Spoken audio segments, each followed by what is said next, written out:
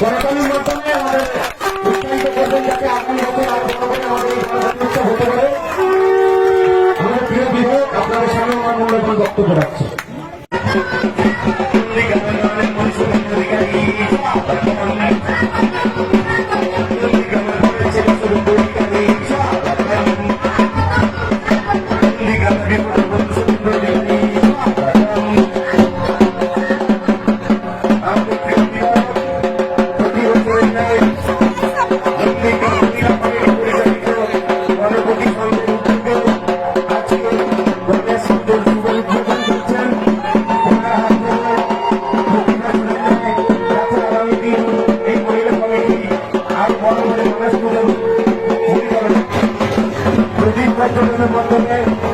আমাদের এই শ্রী গণেশ পূজার শুভ উদ্বোধন করলেন উনি আরতির মাধ্যমে আমাদের আজকের এই গণেশ পুজোর শুভ সূচনা করলেন। শ্রী গণেশ শিবকি, শ্রী গণেশ শিবকি, বিঘ্নহর্তা গণেশ শিবকি, বিঘ্নহর্তা গণেশ শিবকি, শ্রী গণেশ শিবকি।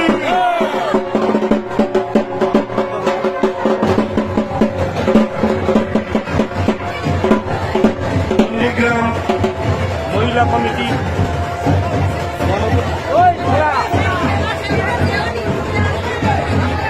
নন্দীগ্রাম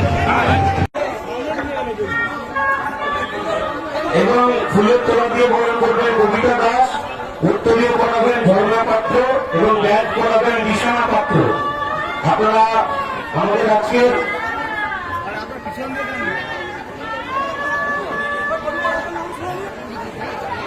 আমাদের বিধায়ককে চন্দ্রমণি বরণ করছেন সম্পাদক দিদিভাই এবং ফুলের তোলাকে বরণ করবেন কবিতা গণপতি বাপ্পা। আমাদের আছেন আমাদের খবরবাবু আছেন, ওনাকে চন্দ্রের তোলা দিয়ে বরণ করা হচ্ছে।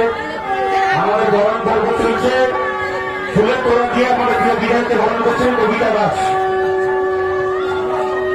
এবং কৃষ্ণা পাত্র বরণ করছেন উত্তরে হবে ঝর্ণা পাত্র। আমাদের মহিলা কমিটির অন্যতম নেত্রী আমাদের মাতৃশক্তি ঝর্ণা পাত্র। এরপর ব্যাগ করাবেন নিশানা পাত্র।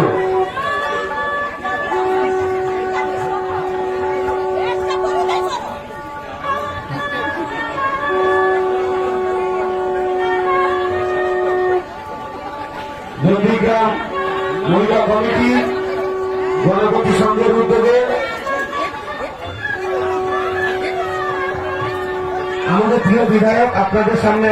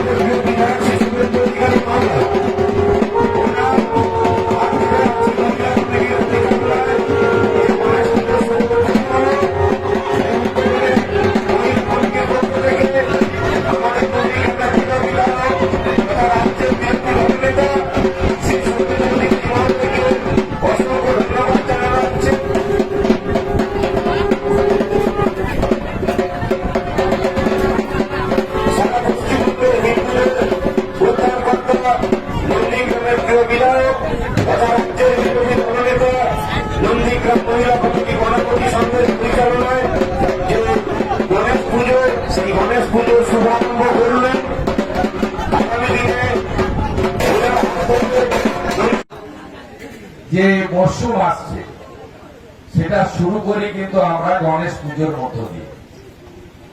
গণপতি দেবকে পুজো করার মধ্য দিয়েই কিন্তু আমাদের এই পুজো শুরু হলো। এরপরে সৃষ্টি দেবতা বিশ্বকর্মা পুজো হবে, তারপরে মহালয়া দেবী পক্ষের সূচনা, মা আসবেন। আমাদের হিন্দুদের সবচেয়ে বড় পুজো দুর্গোৎসব হবে। তারপরে বাঙালিরা কোজাগরী লক্ষ্মী পুজো বাড়িতে বাড়িতে করবেন। তারপরে শ্যামা মা আসবেন, কালী পুজো হবে, চলবে জগদ্ধাত্রী পুজো, মাঝে ছট, তারপরে কার্তিক পুজো এবং সরস্বতী পুজো দিয়ে এই পুজো যে মরশুম শুরু হলো বা পুজোর যে আমাদের রীতিনীতি হাজার হাজার বছরের ঐতিহ্য। কারণ সনাতন ধর্ম তো আজকের নয়, সবচেয়ে প্রাচীন ধর্ম। কত হাজার বছর আগে এই ধর্মের সৃষ্টি সেটা কেউ বলতে পারবে না।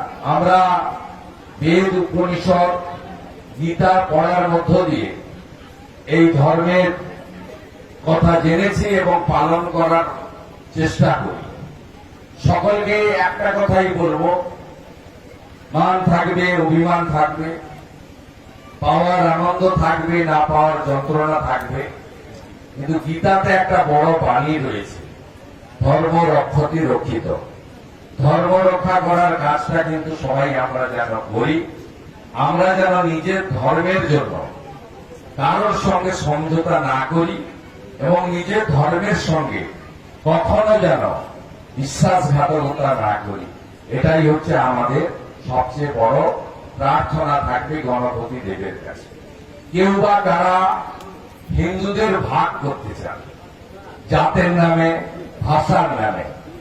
কেউ হিন্দি বলেন, কেউ গুজরাটি বলেন, কেউ আরো অন্য ভাষায় কথা বলেন, উড়িয়া, তামিল, তেলেগু, কন্নড়, কত রকম ভাষা। বাংলা আমরা বাঙালি বলি, মিষ্টি ভাষা, সবচেয়ে দ্বিতীয় বেশি কথা বলা ভাষা বাংলা। অতএব নিশ্চয়ই, কিন্তু আমরা সবাই যেন দিনের শেষে হিন্দুস্থানী, সনাতনী, ভারত মাতার সন্তান এটা বলতে পারি। সাথে সাথে আমাদের মধ্যে ব্রাহ্মণ আছে, ক্ষত্রিয় আছে, বৈশ্য আছে, শূদ্র আছে।